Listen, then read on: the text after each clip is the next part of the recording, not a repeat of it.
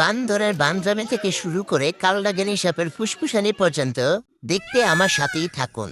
Hello বন্ধুগণ, অনেকদিন পর আপনাদের মাঝে ফিরে এলাম। আজকে আপনাদেরকে ঘুরে দেখাবো আমার জঙ্গলে কি কি প্রাণী আছে।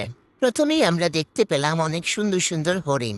আর এই যে গাদাটারে আমি অনেকক্ষণ ডাকলাম একটু আমার কাছে আসার জন্য, কিন্তু সে আসলো না। বাঘ মামার কোনো গর্জন নাই। তাকে বললাম একটা গর্জন দিতে, কিন্তু তার কোনো শব্দ নাই। আমার সবচেয়ে বেশি ভালো লেগেছে এই ময়ূর।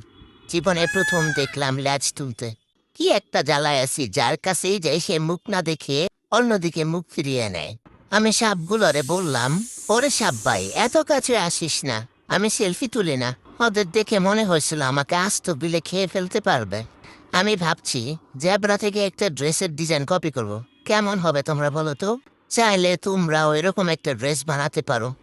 ঘোড়াগুলোকে দেখে মনে হচ্ছে দৌড়াবে, কিন্তু আজ ছুটিতে আছে তারা।